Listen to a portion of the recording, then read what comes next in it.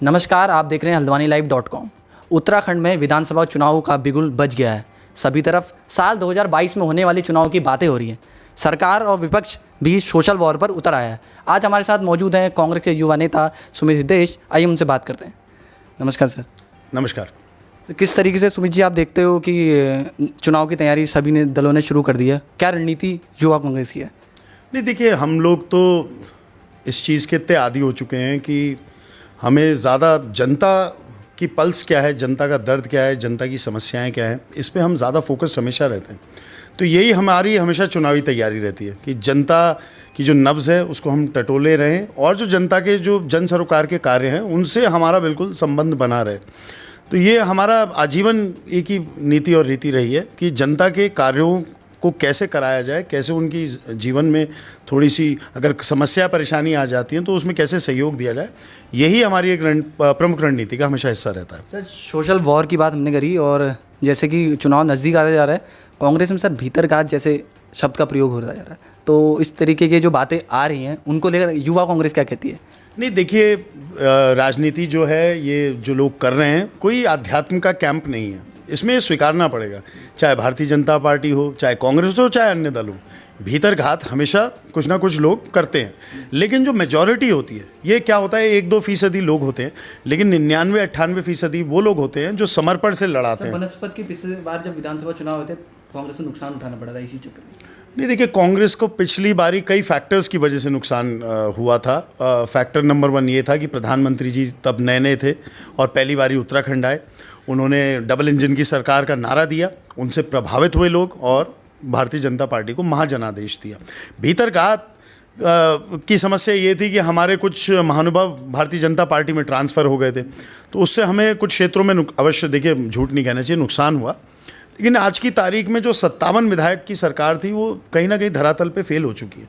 तो इस वजह से जनता में बहुत एक पीड़ा है, दर्द है, परेशानी है और उसकी वजह से आज जो परिस्थिति है उसमें पूरी तरह बदलाव आ चुका है। सर, उत्तराखंड की बात करते हैं तो हल्द्वानी हॉट सीट मानी जाती है।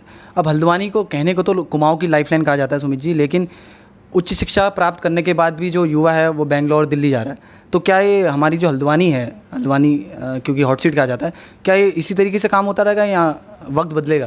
क्योंकि खाली स्वरोजगार की हम बातें करते जा रहे हैं लेकिन कुछ बड़ा एम्प्लॉयमेंट मिल नहीं रहा है।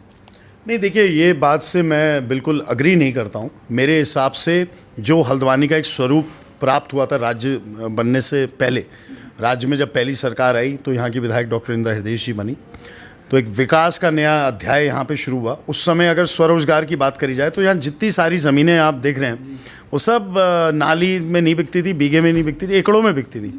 तो प्रॉपर्टी डीलिंग का जब, क्योंकि रोड और इंफ्रास्ट्रक्चर डेवलपमेंट हुआ, तो प्रॉपर्टी डीलिंग में हमारे बड़े युवा साथियों ने एक नहीं, मैं आपको पहुँच रहा हूँ, एक वहाँ पे रास्ता ढूंढा।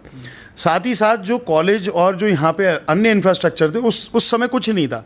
धीरे धीरे इन चीज़ों में उत्थान आया है, तो धीरे धीरे आप देख रहे हैं जो रोज़गार के अवसर हैं वो बढ़े हैं। आज की तो देखिए अर्थव्यवस्था ऐसी हो चुकी है, आज की असलियत ज़मीनी ये है कि बेरोज़गारी पर कैपिटा सबसे ज़्यादा उत्तराखंड में बन चुकी है। ये सरकार की नीति रीति से बहुत ज़्यादा इसका एक जोड़ होता है, तो इसलिए कहीं ना कहीं सरकार इसमें विफल हुई। हाँ, जितना बढ़िया हो सकता है क्या उतना बढ़िया हुआ सब चीज़, ये तो कहना बहुत मुश्किल है और ये नहीं भी हुआ है। लेकिन जितना हद से ज़्यादा हो सकता था, मेरे ख्याल से हल्द्वानी के लिए विशेषतम कि हमारी विधायक ऐसी थी डॉक्टर इंदिरा हृदय जी, उन्होंने बहुत करा। सर, आपने इंदिरा हृदय जी की बात करी, उनका काम करने का तरीका एक अलग था। हल्द्वानी विधानसभा की बात होती थी तो एकजुटता की बात आती थी। क्या हल्द्वानी इसी पथ पर आगे चलता रहेगा?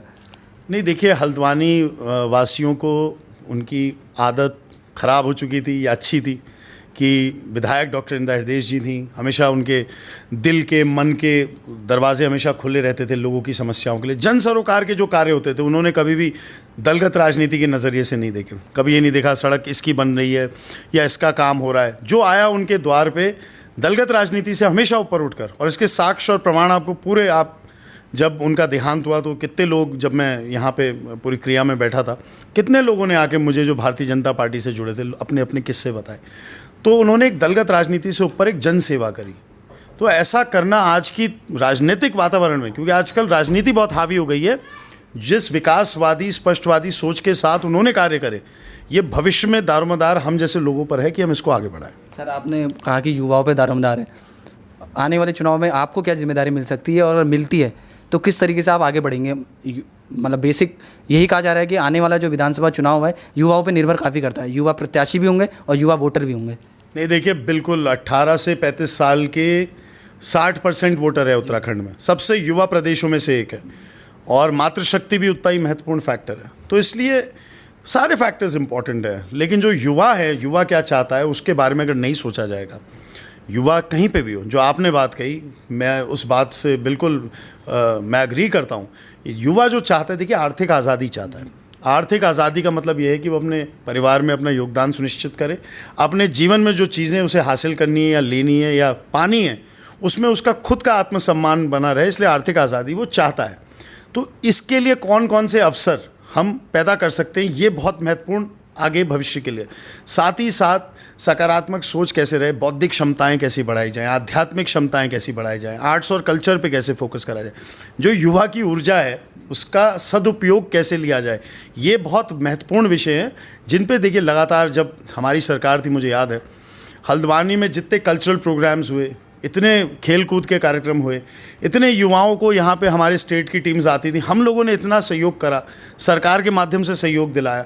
तो एक 5 साल जो थे युवा काफ़ी प्रोत्साहित महसूस करते थे। और ये जो पिछले 5 साल रहे हैं, निजी साधनों से जितना हम कर सके, लेकिन एक जो सरकार का साथ होता है वो बड़ा साथ होता है। तो ये जो सरकार की नीति रही वो युवाओं के प्रति थोड़ी सी ढीली रही है, तो इसलिए युवा आज की तारीख में थोड़ा धाराशायी है। अब अगर आज का युवा केवल फ्री डेटा पाके खुश है तो ये पर्याप्त नहीं है, क्योंकि जब असली जीवन की बातें आती हैं तो जो आर्थिक आज़ादी की मैं बात कर रहा हूँ, जो सकारात्मक आज़ादी, बौद्धिक क्षमताएं बढ़ाने वाली आज़ादी है, आर्ट्स एंड कल्चर वाली आज़ादी है, ये जो असली लिबरेशन है, इसमें जब कमी महसूस होती है तब युवा डिप्रेस होता है। और अगर युवा की ऊर्जा डिप्रेशन की ओर जाती है तो फिर गलत रास्ते पे पूरा प्रदेश और देश जाएगा। सर, भूमि कानून की बात और किसान कानून की बात काफ़ी हो रही है, और लगता है कि सबसे बड़ा मुद्दा विधानसभा चुनाव होने वाला है। कांग्रेस का क्या स्टैंड है? नहीं देखिए, कांग्रेस ने क्लियर स्टैंड करा है कि जैसा भू कानून पहली सरकार में पंडित नारायण दत्त तिवारी जी जब मुख्यमंत्री थे, जैसा भू कानून का पूरा ढांचा था, वैसे ही ढांचा दोबारा पुनर्लागू होना चाहिए। क्योंकि अभी भारतीय जनता पार्टी की जब से सरकार आई है उन्होंने उसमें परिवर्तन लाने का प्रयास करा। अब किन कारणों से करा ये उनके नेताओं से आप पूछे तो बेहतर है, लेकिन उत्तराखंड की जो संस्कृति है, जो हमारी जो पहचान है, उस पर हमारी जो ज़मीन है, जो हमारे जंगल हैं, जो हमारा जल है, जो हमारा जीवन है, वो उस पर ये भू कानून का महत्व बहुत ज़्यादा है। तो इसलिए भू कानून का वही पुराना स्वरूप हमें चाहिए जैसा हमारी पहली सरकार में था। सर, अब जैसे कि इस बार के विधानसभा चुनाव जो होने वाले हैं उनमें कई अन्य दल भी आ रहे हैं। आम आदमी पार्टी कई मंचों पर कह चुकी है कि इस बार जो कंपटीशन है उनके और भाजपा के बीच है। कांग्रेस कितना इत्तेफाक रखती है इस बात को लेकर? क्या वोट बैंक, जो वोट काउंट है, कांग्रेस का कटेगा? नहीं देखिए, ये बिल्कुल आपने बड़ा सही सवाल पूछा। वो बी टीम बन के आई है, इसमें कोई दो राय नहीं है। और बी टीम आप किसकी कह रहे हैं इसको? ये आप प्रश्न गंभीरता से समझ ही गए होंगे, मैंने जो जवाब दिया वो बी टीम बन के आई है, और उनका कार्य है असंतुष्ट जो होंगे, जो मैं एक अगर अपना विचार है, असंतुष्ट कुछ जो लोग होंगे दलों के, उनको लेके समायोजित करके उनको चुनाव लड़ाने का, क्योंकि उनका कोई अभी जनाधार का व्यक्ति आम आदमी पार्टी में इस समय नहीं है। ये भी कहा जा रहा है कि कांग्रेस के पास कोई प्लान नहीं है, क्योंकि जो पार्टी 4 या 5 प्रदेश अध्यक्ष बदल चुकी होगी, तो उसको क्या? कांग्रेस ने कोई 4-5 प्रदेश अध्यक्ष नहीं बदले। कांग्रेस ने प्रीतम सिंह जी अध्यक्ष बने, 4 साल से ज़्यादा उनका कार्यकाल चला। उसके बाद क्योंकि इंदिरा जी की मृत्यु हो गई, इसलिए स्वाभाविक सी बात थी, थोड़ा सा बदलाव था।